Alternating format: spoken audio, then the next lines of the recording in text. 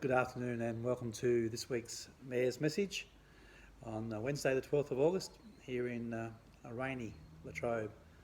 But again, that rain is welcome in many sectors, given particularly dry July, and that rain is needed. Despite that, there's plenty happening in our municipality and plenty to talk about, so we'll quickly get into that. First thing I'd like to mention is about the growth in our municipality and the number of blocks being sold particularly, and houses selling just as quickly. So that's great news for our municipality. Great that Latrobe is such a place of interest and people moving here, and there's great opportunities around that. At the moment, I'm aware that there's an additional 2 stages of the Hawley Beach subdivision being either constructed or under consideration.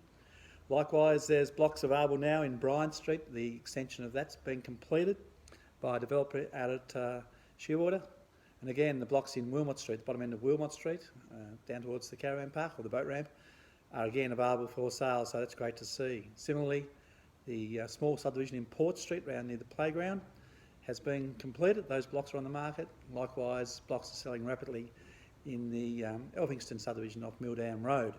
So plenty happening out at Shearwater, but also in the Latrobe, where Calthorpe blocks are all but sold in the whole subdivision from Hamilton Street right through to Purcell Street. So it's great news, as I say, but with that growth comes problems for council, and we'll address those in both our capital works program and in our budget deliberations going forward.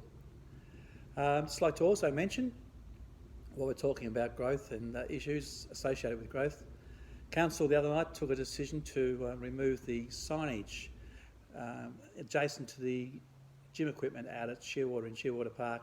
That signage was put there to indicate that there was regrowth taking place and revegetation of an area that had been vandalised. And the reason I mention that is, A, it's significant the sign is being taken away, but B, just to highlight the concerns Council does have ongoing with the removal of foreshore vegetation and the lack of understanding about the importance of foreshore vegetation in maintaining the integrity of the foreshore and ensuring we don't get the impact of the sea devastating private and public property, as is being experienced currently in New South Wales, unfortunately.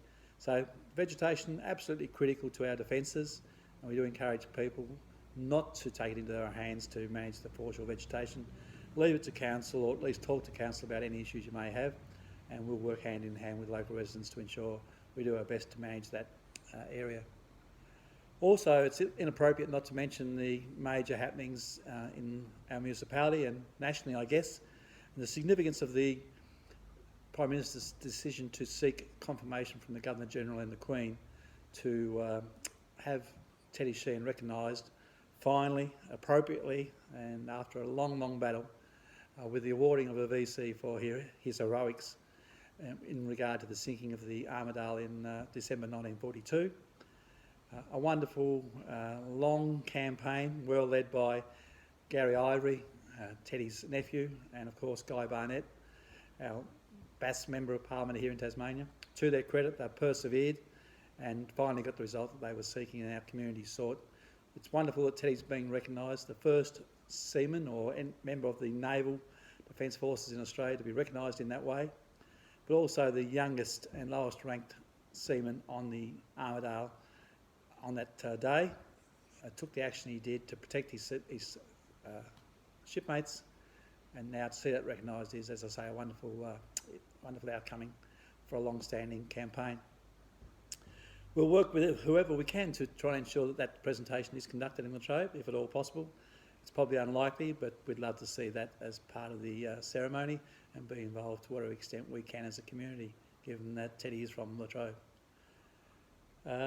Other things we'd like to mention is that Council will be holding a special meeting on Monday evening to confirm the rates and set the rates for the current financial year.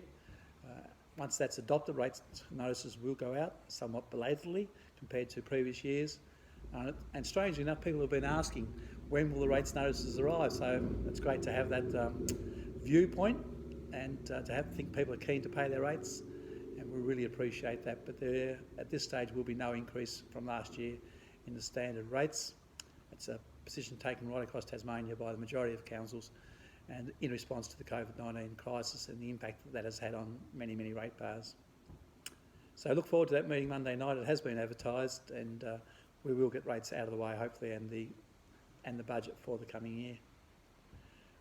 Whilst on that sort of issue, I'd also like to mention that the feedback for the strategic planning work undertaken by Council, the deadline for that feedback is looming. That is public feedback.